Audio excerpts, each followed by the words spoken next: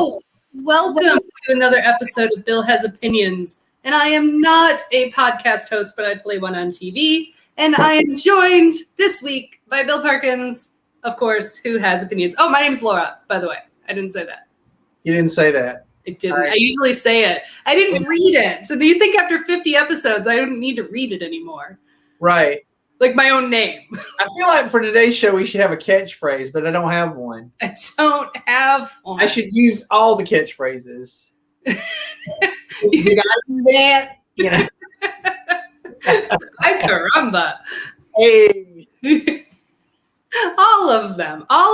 But hey, today, not only are we talking about television, which is one of our favorite topics, one of my favorite things, like literally, if I have hobbies, they include podcasting, cosplay, drinking, and watching television. But not only that, this is a very special show, and I have a very special little animated such and such, little 10-second video to share with everybody. It's not as exciting as I wound it up to be, but here we are.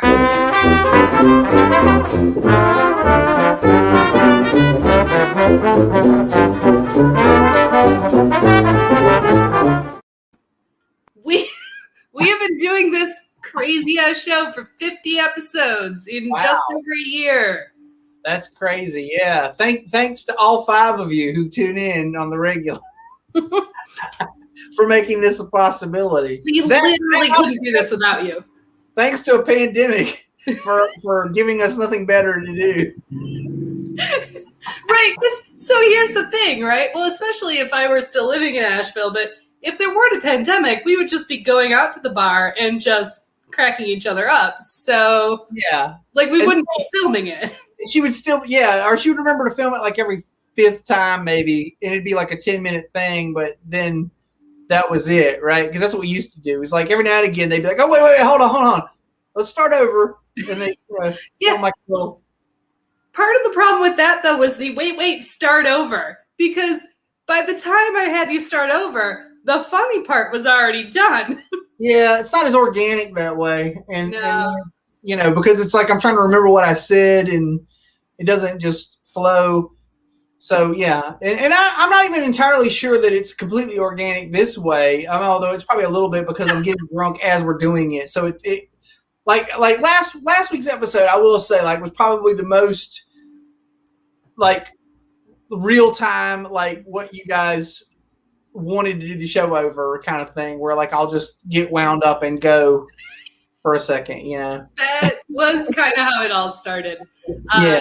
And actually, earlier today, I watched back part of last week's show, mostly because I wanted to make sure that, we didn't have any complaints, but we were doing it differently, where we were in the same place. Oh, yeah. We had one computer doing one thing and one computer doing the other thing, and I wanted to make sure, other than one part where I accidentally muted us for like 30 seconds, it was fine. It went very well. I see. Well, there was just one moment where and you could see the look on my face where I'm like, whoops. I did the thing. Did I do that? Did I do that? Yeah. What's the matter, you? So, I'm bad at that. I want to do a Welcome Back Kotter one, and I don't remember it. Oh, I don't remember that show that well, honestly. Rorschach was the one with the catchphrase, right? Yeah. But I don't know what it was. Yeah. No, see, the best catchphrases were from, that early era, like the 70s, 80s television. Like, that's where characters had catchphrases. Right. Yeah. I don't know. Yeah. That was kind of, no, they had catchphrases prior to that. Surprise, surprise, surprise. Remember that? Well, sure. But that was the heyday for it. Okay. Yeah, you're right. There's one in fact. Up your nose with a rubber hose. That's right. That was Rorschach's thing. I remember he had a thing. I was like, if there was a character that had a thing, it was Rorschach, but I can't remember what his phrase was. So, yeah. Good stuff, Jay. We are going to talk about TV, but let's start out because, again, folks, number one, participate. We want to see your comments in the comments section, and get yourself beer because when you drink, we're funnier. But when we drink, we're funnier. So what are you drinking, Bill? I'm drinking Rocket Girl, and I'm on my second one. Rocket Girl from Asheville Brewing Company. It's my favorite. What is it? A lager, pilsner? I don't know. It is a lager. It's an easy drinking beer. It's the easiest drinking beer in Asheville, to be honest with you. I'd say. It's that good. It really, like, if it's on tap, I'll have it. That's kind of my thing with it. If I come in and I see it, I'm like, that's what I'm doing. And it's hard to find on tap. You can't find it in bottles or cans anywhere anymore, and so it's not always on tap places. They bottled it for a year or two, and then they decided, I think, they switched to lemon space dog, which is a good beer also very easy drinking, but once they did that, the only way you could get the Rocket Girl was on tap somewhere. And so anyway, that made me also, I'll tell you something funny about Rocket Girl. It is so good. Like, the icier cold it is, the better it is. I don't know. When it's really crisp and icy cold, you can get it has like a weedy finish. Like, you don't taste it. Once it gets like warmed up, you don't really taste that, but you notice it the colder it is. And especially if it's served in a cold glass and it's icy cold, like that's, oh my God. It's a really good beer. I highly recommend it, folks. What are you drinking? Well, so real quick about the Rocket Girl, I think they refer to it as that, like, their lawnmower beer. Like, it's the kind of beer, like, instead of a Miller Lite or a, Bud Light or whatever, this is what you drink when you're outside mowing the lawn. But I decided to go Pilsner as well. I've got the Tucker Brewing Company TKR Pilsner. Tucker is a city not far from here. It's very German. Like, it has a very German lager quality. Yeah. So it's very tasty. I like it very much. And I had one before the show, and I have another one on deck. The High Lie from Cigar City Brewing. Yeah. I have some advice if you're somewhere that has High Lie. If you're at a venue, like a concert venue, for instance, a sporting event of some sorts, and they have High Lie available, order it as the Cigar City, because if you go up to somebody in a loud space and you say, I'd like the High Lie, they're going to give you a Miller Lite. They think you said High Life, right? That is precisely what they think you say. You need to say, can I get the Jai Alai? The Jai Alai. I actually have said that to people. Because you know what the consequences of trying to pronounce something correctly are, right? Yes. In this instance, well, especially, like, I don't presume that the person pouring my beer is dumb. I just know in a busy place that they can't hear you. Yeah. So, you say High Life, you're getting a shitty Miller. So you are going to get a Miller High Life. That is what you're going to get. Exactly. It's champagne of beers. It says the champagne of beers, which is an interesting way to put it, because I don't like champagne and I don't like Miller High Life. So this is probably a story. Wait, before I tell this quick story, it'll be quick though. This is a bit of.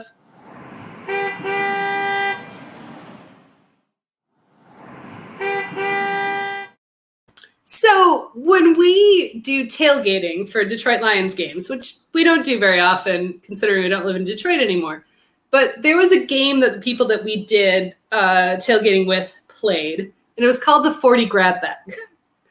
And the 40 grab bag is exactly what you think the 40 grab bag is. You have as many beers as there are people in your tailgating group. Just 40s you can get from the convenience store, whatever you got. One of them has to be the worst thing at the convenience store. So when you're picking these out, you have to pick, I got you. You're trying to one-up each other on how bad it could be. Correct. And whoever gets the worst one, ostensibly wins the game, right? But it is, the last time I played, my 40 was a Miller High Life, and you have to drink it all. Like, you can't just, I'm going to have, a couple sips of this and pour it out. Like, the rule of the game is you have to drink it all. So none of it's for your homies. Babe, it's 10 o'clock in the morning and you're probably in Detroit. So you didn't want a beer to start with, much less a bad one. One year, our bad beer was Old English. Oh, that was Not good. Yeah, Mad Dog 2020 is a good choice. Mad Dog's not beer. That's a drinking. That's a dessert wine. Listen, I want to say something about Old English for just a second. When I was a kid, when I was about 8 years old, my grandfather bought me a beer sign. It was light up like from a bar. What? Yeah, and it was an Old English 800 sign. But he got it he thought I'd like it because it had a tiger on it. It had a tiger. Sure. Yeah. It was like, but it was a beer sign for Old English 800. Oh my God. My mom probably didn't know what that was, which is the only reason it was allowed in my house, because my other side of my family were Baptists and they were teetotalers, Understand, you're 8. You shouldn't have a beer sign. In my room, yeah, as an 8-year-old. Not even a good beer. I mean, it's not even something like I would drink now that I'm a beer drinker. So yeah, but I bet you wish you had that. Like, I bet you wish you still had that. Kinda, yeah. It was pretty interesting, yeah. So yes, Colt 45 with Billy D. We're actually, two things. Number one, the holy grail of beer that we've been looking for the 40 grab bag for years has been Cool Colt, which was a menthol Colt 45. That sounds disgusting. It is. That's why we've been trying to find it. It's basically like you smoke Newports and then you're drinking shitty beer. That's precisely what it is. It's like the fucking what am I trying to say? It's a culmination of all the convenience store on the bad side of town items. Correct. You guys other things. So this year, actually, I'm going to do another sidetrack because I just noticed this. On the back of this beer can, it tells me what the beer pairs well with.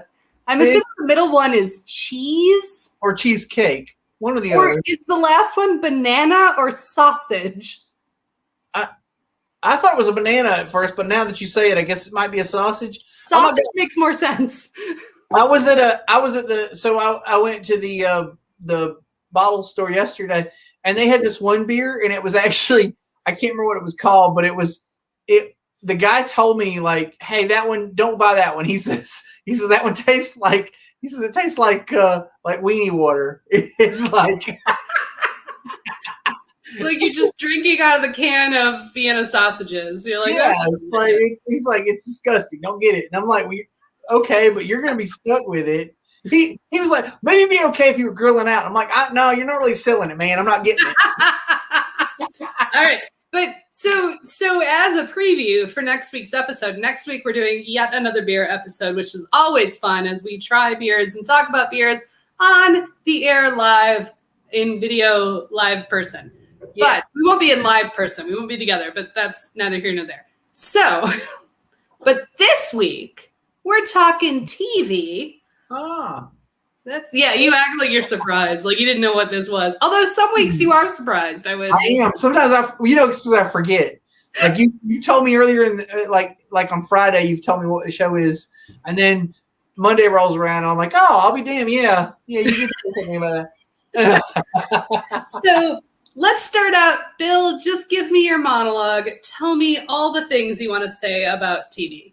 Oh, man. So when I was a kid, TV was like my friend. I was an only child, and so I didn't have a whole lot going on. There were nobody to, razz me and wrestle with and all that nonsense, So, and both my parents worked. I was kind of one of them latchkey kids you hear about. So I would come home, and I would just sit in front of the old boob tube all afternoon, and I would either make myself like a mixing bowl of cereal. Yes. Or I would get the entire loaf of bread and a jar of mustard, and I would sit there in front of the TV, and I would make mustard sandwiches. Wow.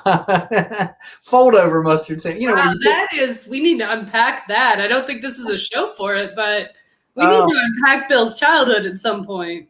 And I would sit there and watch the TV. We had this old, you remember back when we had console TVs so after the TV would actually blow out, you would keep it anyway because it was a piece of furniture.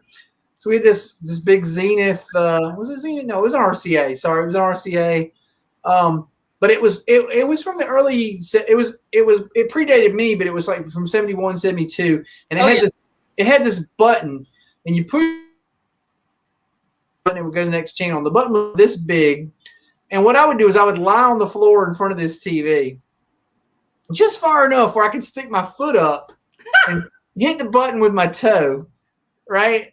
And so I would flip channels that way, you know. It was the 13 VHF. It was a VHF, yeah. Wait, which one was the main channels? Is that UHF or VHF? I can't remember. Anyway. Yeah. I think UHF are the less good channels. Okay, so it was the VHF channels. It was the 13 VHF channels, and then it would have the letter U, and then that would take you to another, but then you'd have to go to like some sub dial to get to those or something. But anyway, I would lay there and just press, you know, that's how I'd flip channels because we didn't have a remote. Remotes weren't invented yet. We were the remote. No, I mean, well, there were those stupid old remotes that had like a spring in them, and they were that big, and they were dumb. But anyway, but yeah, no, my TV didn't. My TV didn't have one, so I would just lay on the floor in front of it, and like I said, press it with my toe. My mom didn't really care for TV, so I would watch it myself. And I remember, like, oh my God, like I Dream of Jeannie and Gilligan and Batman and what else did I like? And then I remember when Nick at Night came out. Oh my God, like I watched. Once there was cable, once cable happened. Yeah, we got cable when I was like 5, so we had cable like for most of my, you know. Nice. I did not. Yes, that's where I got the reference, Jay. With the reason I knew UHF were the crappy channels was because of the Weird Al movie. Right. So. Yeah. Which is a classic. Yeah.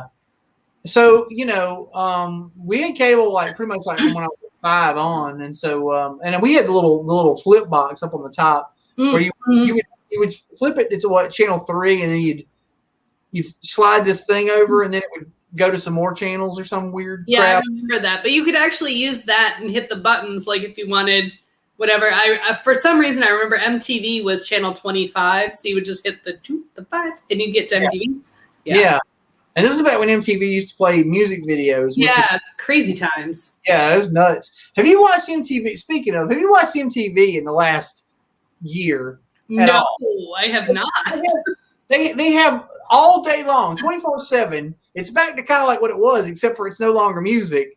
They have a show now called Ridiculousness. Oh, I've seen Ridiculousness. I have not watched it on MTV. It is 24/7 Ridiculousness, which is just a guy who has he's got like these. It's like a game show, but I don't know how it works. No, I don't. Yeah, there's hosts, but it's basically just America's Funniest Home Videos. Yeah, it's like if America's Funniest Home Videos played YouTube clips of people falling down. Yes, precisely. And he's got like 2 guests, and they're supposed to like, I don't know what the hell they like. They like give commentary on how stupid the video is or something. Yeah. Like, but it's on. I swear to God, it's on 24/7. Like if you have cable or satellite, and you flip the MTV and you just look at the little, on the guide.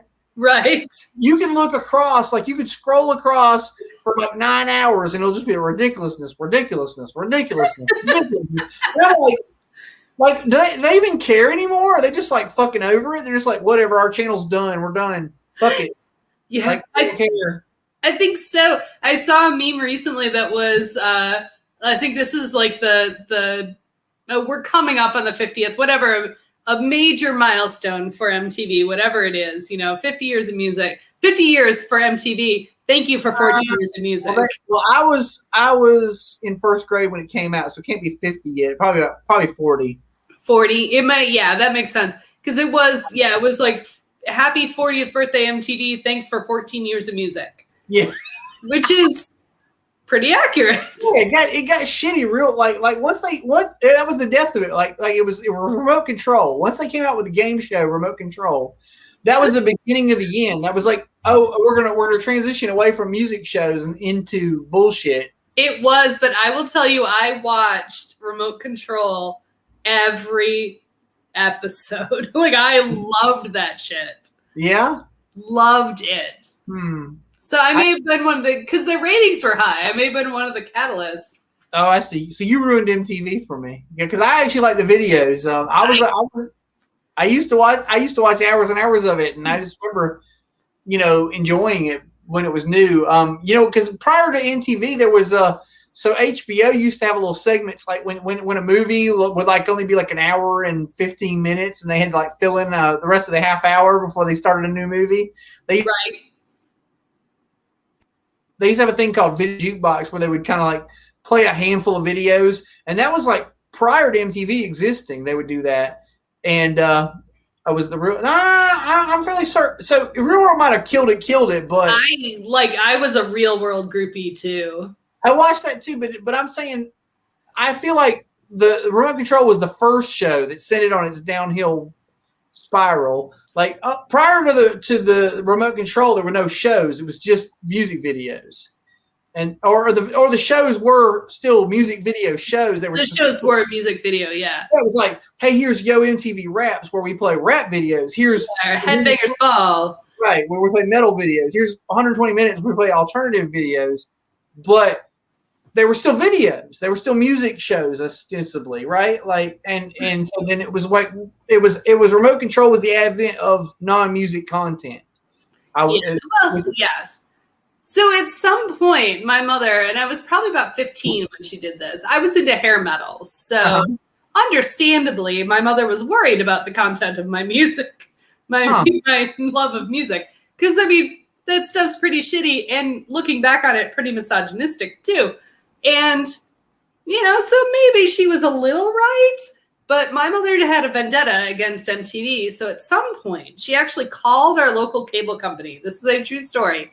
And told them to remove MTV. And they're like, we can't do that. She's like, you absolutely can do that. I don't want MTV. And they're like, we can't do that. It's part of your package. She's like, I don't care how you do it. You do it. So from about 15 till I graduated high school, I had no MTV. So for 3 years, I couldn't watch MTV. So wait, how many other channels did you lose in order to make this happen? None others. It was just... It was actually like when you go to like the Playboy channel, and it was just it was like that. Like, but they were able to scramble just that one channel for you. They did, apparently. That's exactly what happened. And so I spent about 5 years, from 15 to 18, so about 3 years in high school without MTV. So I had to make up my musical experience by watching. So we lived in Detroit, right? So, wait. If I'm going to talk about Detroit, I got to do a little of this. So we're very close to Canada, as if you're familiar with geography. Most people. What was it called? Hit One or some shit like that? There was a channel, but the CBC had a 5 o'clock every day countdown show that was like the top hits in Canada that day. So like for a week, it would be the same songs. And sometimes they'd be American bands, but sometimes it'd be Canadian bands. So I was really into a lot of Canadian music when I was a teenager. You got into Alanis Morissette like weeks before we did. I really did, but Crash Test Dummies, like I was a huge Crash Test Dummies fan in 1991. I didn't even realize they were Canadian. They are. And their first album came out in 1991. That's when Superman's Dead. Not Superman's Dead. That's a different Canadian band. That's when the Superman song came out. And the video of it is really cool. They're like at Superman's funeral, and there are all these superheroes like Morning Superman. And there's Batman and Wonder Woman. And it's actually really cool. And I watched it. I was like, this is the shit. And I fell in love with it. A band called The Pursuit of Happiness. Huge fan. Band called The Works, which was a really terrible hair metal band. Huge fan. London Choir Boys, also bad. Watch them a lot. So I learned a lot of really shitty Canadian music, including some French language music. Because every once in a while, like some band from Quebec would be at top of the charts. Wow, interesting. Although we are actually almost halfway through the show. So before we go any further, actually, you predicted we'd go long this episode. Okay. And we may, but we should probably do our shout out of the week. And I'm going to do it. I'm going to tell you all about Colors of Kindness. It's my sister's company, her little card making company, and it's awesome. But specifically because we are only 3 weeks away from Mother's Day. So if you have not bought your Mother's Day cards, visit colorsofkindness.weebly.com and buy some. They're very pretty. You might want to do that, yeah. You may want to do that. They're very lovely cards, and she can do custom orders, or you can buy from things that she has currently available. They're all watercolors, which are very pretty, so definitely go check that out. And let me take this down. All right. Oops. Okay. So back to the show. Yeah. Television. Oh my gosh, yeah. We went off on MTV. We went off on one television network. Well, yeah. Also, Heather, just want to say Crash Test Dummies, first concert I ever went to. So they opened for Elvis Costello. And it wasn't the Attractions. It was the band that he was in after, like, his revival band. I can't remember what they were called. Like when the Spike album came out, right? Yes, yeah. And they weren't called the Attractions. They were called something else. Yeah. But went to see that, and it was very, very good. So. Was it Spike, or was it what was that album where he was, like, co-writing with because he put out an album where he co-wrote with Jerry Garcia, and then he put out an album where he co-wrote with Paul McCartney. Oh, yeah. No, I think it was Spike because it was the big hit of the day was Veronica. Okay, that was Spike. Yeah. Yes. Okay. Which is still one of my all-time favorite songs. So that's a good track. Mm-hmm. But we digress. Back to TV. We've got a long list. Do you want me just to throw something out at you? Let's give it some direction. All right. Best things on TV right now. What are you watching at this moment? Let's see. So this is weird because I don't usually like these kinds of things. I usually hate cop shows, okay? Unless they're British cop shows, because I like the way their procedure works, which is, well, let's go to the CCTV and see who did what. There you go. So much easier. Right. The case is solved. Very good. It's like but the way any show really works is it's about characters, right? So in order for a cop show to work, it's got to be about characters you like. And the one I'm watching right now is called The Rookie, and it has Nathan Fillion. I've heard good things. The reason I'm watching it is because Nathan Fillion is in it, okay? But he's like a 40-something-year-old guy who has like a midlife crisis, goes to police academy, becomes like the world's oldest police rookie. And, I got to say this. I noticed this was a thing we talked about. Me and my wife talked about this week because we watched several shows this week. And every show we watched had some moment of being woke as fuck, right? And we were thinking, man, if you were the kind of person who this upsets, like TV must be getting your goat right now because everything you watch, it's rubbing your face in like racism or sexism or something like that. Like it's bringing it up. It's making it a part of the episode. And you're having to be like, God damn it, what are they going to ruin? You know, like...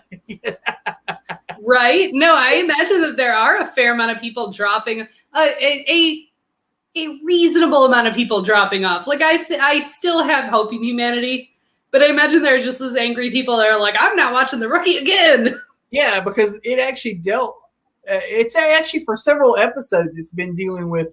There was an incident where they had this one cop who was the training cop for another cop, and he was trying to like instill his bigoted ideas about dealing with people of color onto one of the trainees, and the guy was like, I ain't having it. And he actually went to internal affairs and basically went undercover. Like he outed that cop and got him like fired. But they're not done dealing with it. They deal with it every episode for the last season, because it'd be stupid to have a cop show right now and pretend like this isn't going on in America, right? Like you can't ignore, but it's funny because we watched that, and I feel like this week's episode of Grey's Anatomy dealt with systemic racism a little tiny bit.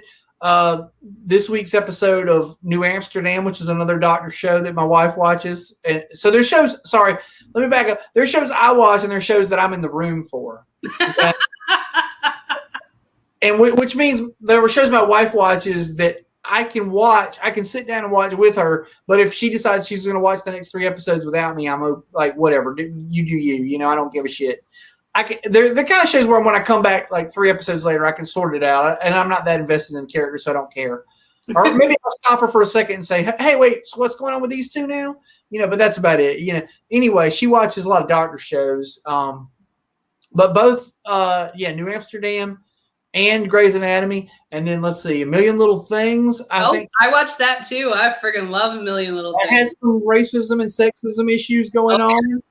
And similar to that, because I love a good TV melodrama, is This Is Us, which is also doing that. We also watched that one, yes, and it also has been dealing because they had an adopted brother who was black, and he's been dealing with this ordeal of growing up. My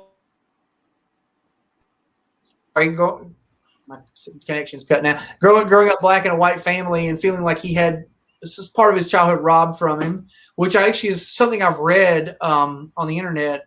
Somebody talking about before, so it's an interesting topic. But yeah, everything we watched this week has been that kind of thing, like where it's had a little bit of this stuff, and we were just like, wow, like if you're the kind of person who this woke stuff bothers, like it's got to be driving you nuts right now because you can't watch a damn thing without having your nose rubbed in it, kind of. I think that's a good thing, personally. No, it's absolutely should challenge us. Right, exactly, because that's the whole idea. I mean, it's like, it's funny to me because sometimes you'll see, I think I might have mentioned last week when we were talking about memes that I'm on a Star Trek memes forum, and I'm on, and then I'm also on some sci-fi forums and stuff. And once in a while, you'll get some weirdo who like, I liked Star Trek before they got all preachy. And you're like, when was it ever not preachy, dude? You literally the point. No, I mean, it's like you missed it if you thought it was never not that, right? Like the episode where the people are half black and half white, is completely about racism and how silly the whole goddamn thing is, really, to like hate another person because of something so banal. So anybody who it's funny to me because there's always those people who are just that oblivious who will be like, I liked it better before they went on this whole, thing. And you're like, before, like, I'm sorry, that's what it was about. That is literally what it's about. No, my favorite thing on TV right now, and it actually checks your boxes here, is Zoe's Extraordinary Playlist. So people probably do know this about me by now, but I love me a musical. Like you put some musical performances, some choreography into a show. When Cop Rock got pulled, she was like, Cop Rock. So the John Oliver show just recently referenced Cop Rock, and we were watching it, and he put the clip up, and I'm like, that's Cop Rock, and Matt was like, that's what? And I'm like, you don't know what Cop Rock is? I watched 3 episodes ago. How did you miss Cop Rock? And unfortunately, we looked. There's no way to currently watch it streaming. It's not on YouTube or anything. No, but it will be soon because they were mentioned on John Oliver. So I imagine somebody with a VHS tape is going to put that stuff on there. Someone's working on it. But Zoe's Extraordinary Playlist I started watching it, like you said, for there are a few actors on there that I like from other things. And I was like, oh, that's exciting. I really want to watch that. And I love musicals. And they're in the 2nd season now. And it's very sweet and it's very kind and it's very wonderful. And it's fun and uplifting. But they did a couple episodes ago, and it's still an ongoing storyline, a very powerful episode about racism. And I thought it was, and so, yeah, like you said, even musicals are woke. Yeah, I don't think you can get away from it. I mean, and I told you before the show started that I'm watching Falcon and Winter Soldier. We actually have a comment that I was saving because I don't have cable either, so I watch streaming TV. So, but I'm not watching Falcon and Winter Soldier right now and it doesn't shy away, even though it's in the fantasy realm of the Marvel Cinematic Universe. It doesn't shy away from that there are racial issues going on in America. It's dealing with them too. And to agree with Heather, I'm also obsessed with Baron Zemo right now. I will watch it. I will watch it eventually. So but with streaming, for me, we tend to cycle through. So like we had Disney Plus and we watched everything we wanted to on Disney Plus, at least up to the moment. And then we're like, we want to watch some things on Paramount Plus. So let's cancel Disney Plus and do Paramount Plus. And then we'll do that for a while, and then we'll switch back. So, Yeah, that's fair. It is hard. I saw a meme the other day it was like from it was like Captain Planet. It was like the characters were like Netflix, Hulu Plus, Disney Plus, blah blah blah. And it's like, with your powers combined, I'm the same amount as cable. Exactly. That is exactly right. So I keep, this is not about streaming, but since we're on the subject, we have Netflix, obviously we have Amazon Prime, but Amazon Prime is like, part of Amazon. You're paying for shipping, yeah, but you get TV. You get it for free shipping. Like, I don't count that. We would have Amazon Prime anyway. Right. So we have Hulu, we have Netflix, Amazon Prime, and then we currently have HBO Max for free because in Atlanta we're AT&T subscribers, and AT&T subscribers get it for free. But that will change very soon when we move back. So, and then I try to only keep like a few of them active at a time. So we had Disney Plus, and now we've got Paramount Plus, which I got to watch the current Star Trek. But we're not going to talk about that here because we have a future episode coming up of all Star Trek. So we'll hold on to that. Yeah, we're trying to not speak about Trek at all tonight for that reason.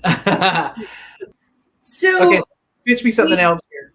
Do you have so this is going to be a convoluted question, I suppose, but is there like a television franchise, like a director or an actor or somebody that you have to watch everything that they do? I don't really think there, because things are so different. I guess, maybe a writer. I think we were talking about this prior to the show, and the closest thing to me was probably Vince Gilligan, because I loved X-Files and I loved Breaking Bad, and I'm also loving Better Call Saul. Mm-hmm. So I would say, I guess that's probably the closest thing. I can't really think of anything else because most of the time it works, and then I go to the next thing and I'm like, it's not quite as, I'm trying to think of what else, sometimes a thing will get a good spin-off, and I don't know, but that doesn't always mean it's the same people involved. It's just that it got spun off, I'm going to say, I love Cheers. That was Brooks and somebody, I can't remember. And he went on to write a lot of good movies. So I will say, everything he did was great. But I don't know that he was responsible for Frasier, was he? I don't know. But then you have all the Chuck Lorre, Oh, yeah. Well, Chuck Lorre's hit and miss, though, because he's got some good stuff and he's got some shit, He definitely does. So, I don't know if there's anybody I feel like 100%. And even like I said, Nathan Fillion, I'm watching The Rookie, which is not my kind of show because Nathan Fillion's in it. But I didn't watch Castle. I've been trying to watch Castle. It's not available streaming anywhere. Wasn't anywhere, exactly. And so unless you go buy it on DVD, you can't watch it. I was going to watch it. I would watch Castle. I will say I was a latecomer to Nathan Fillion. I didn't watch Firefly in real time. I watched it, as a repeat. But did you watch Two Guys, a Girl, and a Pizza Place? No, I didn't watch that either because that was probably prior to my watching Firefly. Oh, it was way prior, and it also does not exist anywhere. But It was, a standard. So I do find Nathan Fillion very charming, and I will watch him and stuff, regardless of what genre it is. So I would go watch. Like I said, I don't really love detective shows unless they're British usually, but I'll watch Nathan Fillion in a detective show if I was going to watch one, and honestly, I'd probably watch a cooking. I don't love cooking shows, but I'd watch Nathan Fillion in a cooking show if he did one. Nice. He's entertaining. He's got a certain, even this. I'll say this. I'm going to go back and talk about The Rookie for just a second. It's got its woke moments. It's definitely very much like other cop shows that I don't usually enjoy. However, it's still got a sense of humor. It's got always at least one moment every week that you'll laugh. Either through Nathan Fillion's delivery, or sometimes he plays straight guy against somebody else. I don't know, but it's got its laughable moments too. So it's got it ticks all the things. It'll get you worked up because something's going on, and then it'll it'll have its lighthearted bits that you laugh out loud at, and I think that's what makes it a pretty good show, honestly, for that kind of thing. Again, like cop shows aren't really my thing. I don't watch any of them except for this one. I can't remember the last time I watched a cop show. Car 54, if you count that. You know, Yes. on Nick at Night. I didn't really love Chips. I kind of hate watch. Miami Vice. So I watched Miami Vice for a minute when I was a kid, but it was because of the cars. Like you were watching because it was basically like an extension of Dukes of Hazzard, almost like oh hey look, exotic cars. I didn't really follow the plot on Miami Vice, you know. Although I will say when I finally watched Battlestar Galactica, I was like, hey, it's the lieutenant from Miami Vice, you know, the pockmarked guy, you know. I do love Edward James Olmos, and I would go back and if I watched Miami Vice, if I retrospectively watched it, he would be the person I was going to watch it for, probably. I'd be like, oh, what's in this one? That is fair. So I was actually thinking about the answer to this question because I used to say my favorite universe on TV was the Joss Whedon universe, Whedonverse. You know, Buffy the Vampire Slayer, Firefly, all of that. Turns out he's an abusive, problematic asshole. And while he's alive, I have no more interest in supporting his art. So I'm not saying that anymore. But while this man is a diva, he is a brilliant diva. So my favorite showrunner on TV right now, until proven otherwise, is Brian Fuller. And Brian Fuller makes a lot of really interesting TV that usually gets canceled very quickly because people are like, I don't know what to do with that. But he did the two most famous shows people know him from are Pushing Daisies and Dead Like Me. Okay. And he also did Hannibal, which is stylistically completely different from the other ones, like completely different. But and his other show was called Wonder Falls. It only lasted a season. It's really sweet if you can watch it. It's very, very fun. I do remember liking Pushing Daisies when it was on, although I don't think I had cable. I used to, you know what? I got into Pushing Daisies because I would go to a bar on Wednesday night and they would play it on the TV at the bar. Mm-hmm. And I watched like 4 or 5 episodes of it, you know, and I remember thinking it was quirky. It was quirky in kind of a way like a Twin Peaks kind of quirky, right? Yes. Exposure sort of. It was one of those kind of. Yes. More a little less weird than Twin Peaks, a little more quirky like Northern Exposure. Yes. Yeah. But it had that kind of thing going for it, and it would make these offbeat. God, I remember this one episode. This was the thing. It made a really like a long shot joke. I don't know if anyone else laughed at, but I laughed at it. They were doing some undercover work, and they were dressed as priests, and then the girl was dressed as a nun, and she was calling herself Sister Christian. Yes, I remember that. And then they got caught, and they had to like split. And when it was time to split, one of the characters said "motoring," and I laughed out loud. Yeah. And I don't think anybody else thought it was funny, but I thought it was funny because I get a kick out of Night Ranger references. Which speaking of, I believe the Parks and Rec also made some Night Ranger references. If that's the thing you're into, they did. So yes, I love Brian Fuller, and I encourage everybody to watch his shows. Hannibal. So it's so interesting because most of them are that super quirky, just funny, weird, Dead Like Me and Wonder Falls and Pushing Daisies, where they're all about like death or weird supernatural situations. Mm-hmm. And it also is Hannibal, obviously about death, but also about a cannibal.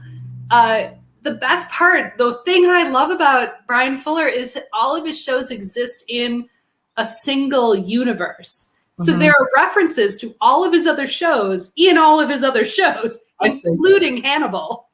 Did you catch the thing where apparently little Sebastian from Parks and Rec was in The Good Place? Which and since The Good Place, spoiler alert, if you haven't watched The Good Place is really the bad place. It's just a ruse. I have that list on one of my favorite shows. I have that written down because I love The Good Place. but so then it leads you to the question: what did this little miniature horse do that was so bad she wound up in horsey hell? Like Right? that was I was recently, I think, Cracked, which doesn't put out very good articles, and they're always like, this is funny because Cracked writes a lot of articles about pop culture, but they basically, the way they decide what they're going to write is they do a lot of like surveys to find out what you want them to write about, which is really lazy journalism in my opinion. They recently fielded a question about what would you watch a spinoff on, and somebody was like, I would like to see a spinoff about little Sebastian because I would like to know what he did that wound him up in horsey hell. That's awesome. I'm just assuming you like to bite people because that's what little horses do. Yeah, exactly. I mean, I don't think little Sebastian was a saint. Like, if we're being honest about this. But yeah. So we have we are going to run out of time. We're definitely going to go long on this one. So I do want to bring up. I've got a bunch of things that I can bring up. But what I want to bring up, and we've talked about this briefly before, because you and I are both huge fans. British television, which I think is a category of its own. Yeah, could be. In TV. So what British TV shows are at the top of your list? Oh man. So I really got, I think the thing that like led me in on a spiral was Peep Show with what's his name? Mitchell. David Mitchell. David Mitchell and Robert Webb, who had other shows. I went back after that and watched the Mitchell and Webb variety, whatever it was. It wasn't a variety. It was Mitchell and Webb look, which is truly one of the funniest things I've ever seen. A skit show, which was also awesome. But Peep Show is them playing characters. I really relate to Mitchell a lot, or his character on Peep Show, because he's got the same kind of neuroses that I have, I think. Like he so I really related to him in a lot of ways. He's just, like, I don't know how to explain it, but some of his hang-ups, I was like, oh man, I totally get that. And it was, but then the other character, the Robert Webb character, had this like carefree. It was like a Odd Couple sort of thing, right? Like one of them was very uptight and very like, I'm doing everything. Like he's always thinking about his future, and he's doing all the right things to like plan ahead. And then his friend is this like devil may care, I'll do what I fucking please, and things will work out for the best mostly kind of character. And then there's some other people who play as foils to them, and they're all funny, they're all hilarious. Olivia Colman was in that. This is what put her on my radar, and now I watch it, got Olivia Colman in it also. A woman who has since won an Oscar, but yeah, she was in British comedies well before she won an Oscar. Yeah, but she was. So then let's see. I love that. Oh shoot, I forgot about the Mighty Boosh, which is also hilarious. Of course, everybody knows about Old Greg, but watch the Mighty Boosh. Here's the thing. So then there was a show I watched in the last couple of years that was, shoot, I forgot what the name of the show was now, but it had the guy who played Howard from Mighty Boosh, and Olivia Colman played his wife, and he was like a children's author, but he was suicidal. Oh God, what was that show? Oh crap! I totally watched a couple episodes of that. I ended up watching 2 seasons of it. I enjoyed it, although it was kind of, sort of a little morose and stuff. And then she was also in Fleabag. Okay. As the wife of an eccentric person, but I highly recommend Fleabag if you haven't watched it. And she was she was on one of my favorite cop shows, Broadchurch. She was in that with Doctor Who, whatever his name is. Yeah, no, and that's really good. They tried to make an American version of it. They made it 1 season. Yeah, it didn't. I did enjoy Spaced. I also liked Fresh Meat, which was about a bunch of college kids. Some really breakout great acting on that show, and good storylines.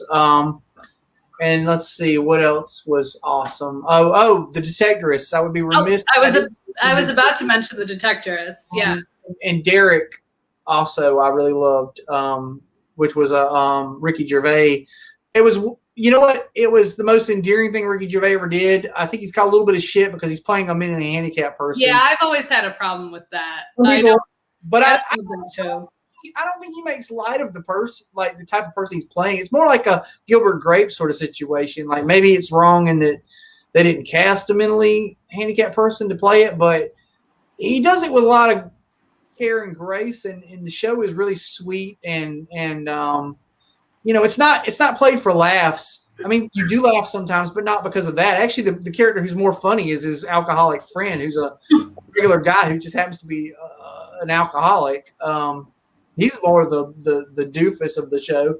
I don't know. I thought the show was about humanity and finding, you know, I don't know. Like it's got a lot of characters who.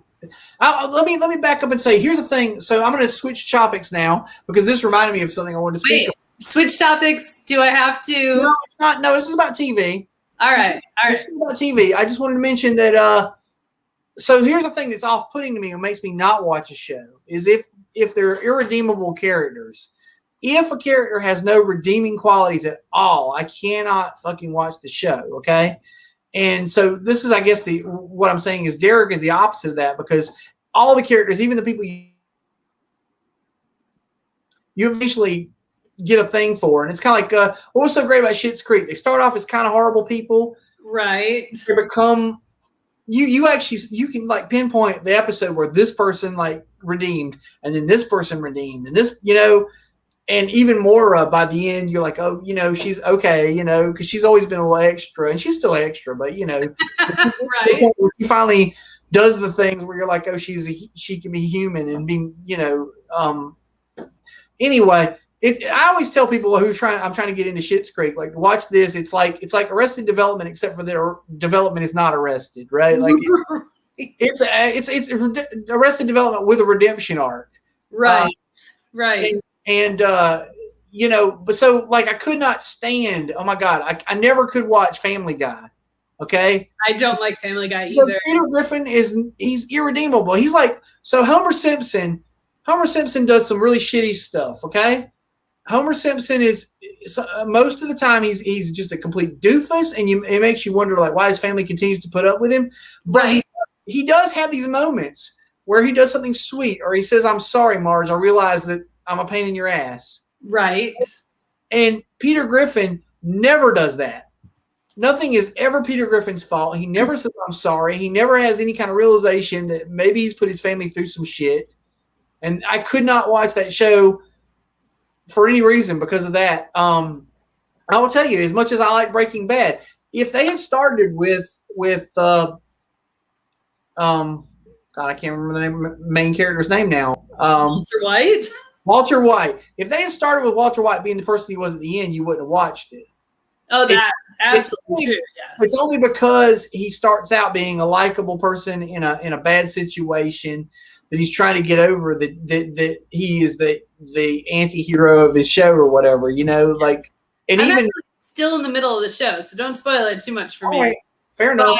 I mean, I understand where it's supposed to go. Like, I get where they're going. I think I actually did watch the final episode when it aired. Because Matt was watching it. But I don't remember what got us there. So the episode, he has a minor he does have a minor, you know, redemption arc at the end. But he does a lot of stuff. It's about a downward spiral. And I watch a lot of shows with this trope of good people put in a bad situation who turn to crime. I watch a lot of that, and you know, we watched Claws, where my wife watches Good Girls, which is one of those shows I come in and out of, and I watch some of it sometimes, and sometimes I don't.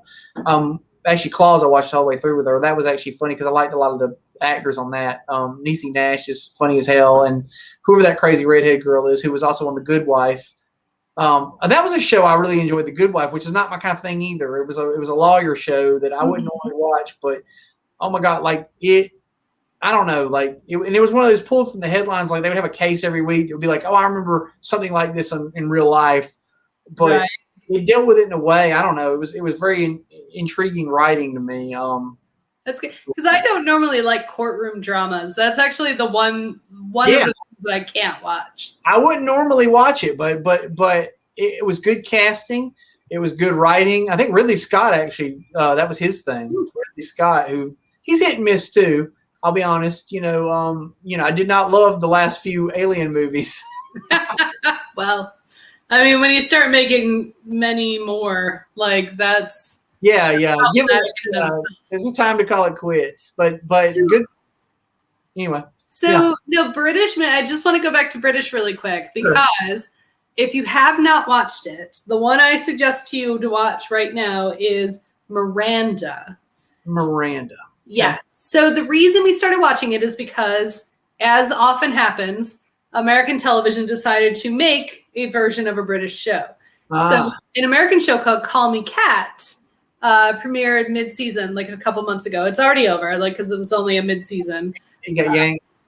And it was really Mia Bialik. It was really sweet and adorable, and it was super fun. But I had heard that it was a remake or a Americanization of Miranda. Okay. So then I decided to go back and watch Miranda, and it is so funny. It's a farce. It's a British farce, so it's just hilarious from start to finish. But it is so endearing and so adorable and so awkward. Like you're watching and you're like, holy shit, like also, A, that's me. And second of all, this is really awkward to watch. And so, sorry, let me just stop you and ask you one question. There's no laugh track, right? If there is, I don't notice it. Because I couldn't tell you, actually. Secondly, after irredeemable characters, the most hated thing I have is laugh track. Like, don't tell me when this is supposed to be funny. I'll laugh when it's fucking funny. Like it feels like it's goading you, and it becomes like, there have been a couple shows where like I didn't notice it until like later on. Like I feel like Big Bang. I don't know if I noticed it in the first few seasons because I guess the laugh track went off when the things were actually funny. But that show got progressively worse as it went. Yeah, so you started noticing it more. When you started towards the end, you'd be like, "Oh my god!" Like, so the thing about Miranda, if there is a laugh track, and I honestly couldn't tell you, to be honest, there might be, that it is when it's funny. So you will probably be laughing anyway, and you won't notice. Because I tried to go back and watch Coupling, which people said, "Oh, that's a good show," and it had a laugh track, and I was like, "I can't with this." Also, so Miranda, here's a fun fact: if anybody's on the bubble to watch it, it stars the guy who plays Lucifer in the hit show Lucifer. But he's like, who is Lucifer? But he is not that character in the show. Like he's a lovable guy next door, and it's who's really lovable as Lucifer, is he not? Kind of. Well, differently lovable. Like this one, he's the boy next door. Like he's so likable that the cops just decide, you're the devil, but we'll let you do a ride along on every case we do. Why not? I will tell you that's a trope. It's a trope I love, but it's a trope that drives me crazy. If you are a supernatural being of some sort, you can work with the cops, and everybody's fine with that. Whatevs. I guess it's totally fine. You just walk up, and they're like, like you walk up to the crime scene, and they don't even ask to see a badge. They're like, "Oh, you're the devil. That's cool. Just come on in." Right. No, he's a consultant. He works with us. I both hate it and love it because I love all the shows where it happens. But I'm like, how could that happen? The same is true. Psych is one of my all-time favorite shows. It's hilarious. It's sweet. It's kind. It's funny. And like, it's just a fun, wholesome show to watch. But there are these two dudes who are just always there. Like, there's no way the cops would actually let these two random guys be on these crime scenes. Like, it just couldn't happen. But it's okay because it's funny and I like to watch it. Right. All right. We are literally out of time. So we would normally do mailbag right here. And I'm not going to do that. Instead, I'm going to do lazy journalism. And here's what I want to put out there to our viewing community, all four of you. I am going to be working on the content plan of the show for like the next several months. Is there a topic you want us to talk about? I see. If there is, send it our way. Comment. Don't tell cracked about it. We may or may not use it on the show. If we do, we will talk about it. So like any topic, like pick a noun, and just we can do a whole show on it. Send us a whole noun. It's like adverbs or not adverbs, ad libs. You could send us an adverb if you want. ad libs. Just give us some things, and we will make whole shows out of them. Yeah, we'll try and make it work.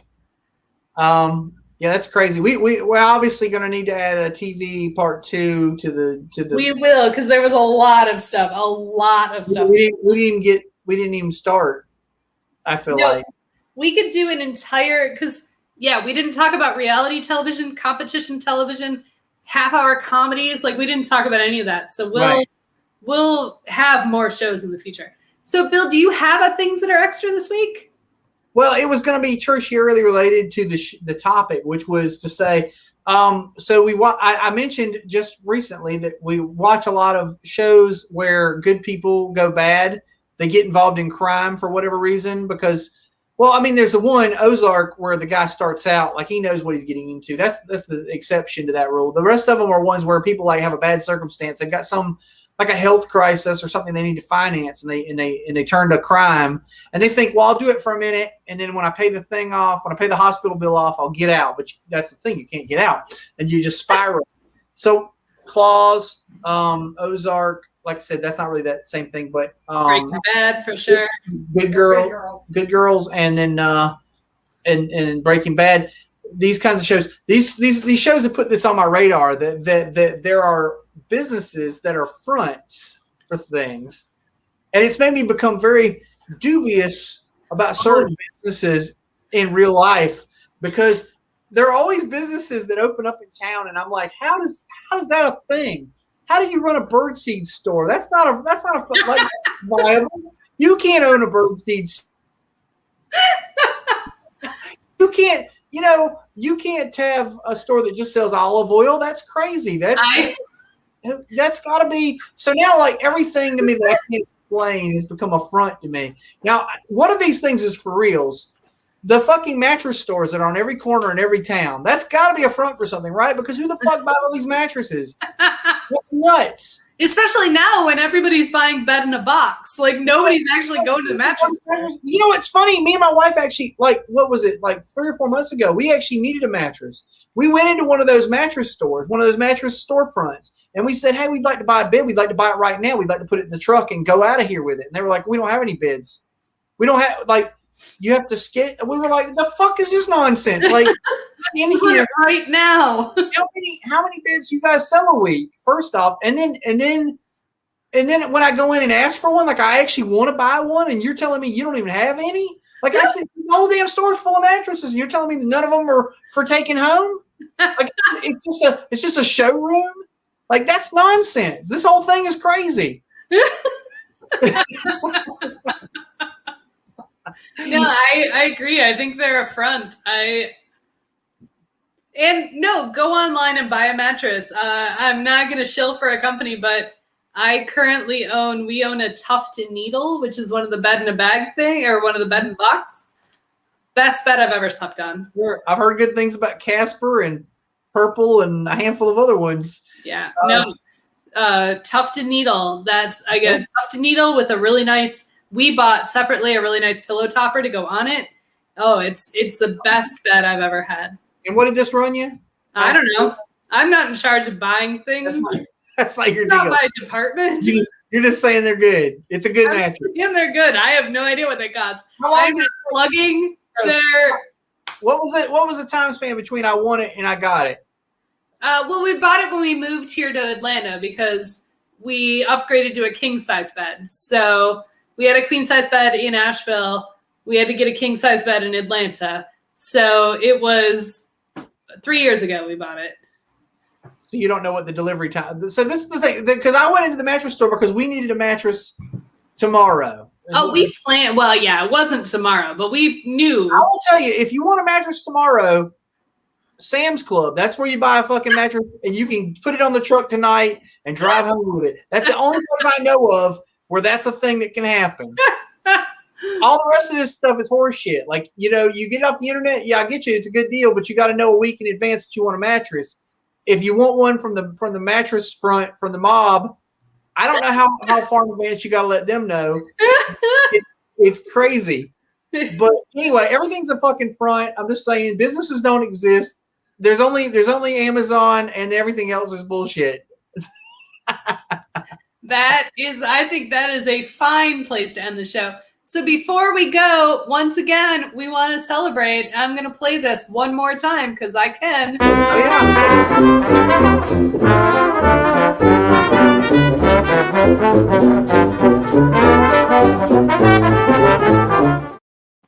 So we will be back next week with another fine episode. I guess you could say it's another season, but we hadn't really done seasons. But with our 51st episode we got picked up for another season. Yay! Yay! Especially since we're in charge of that shit.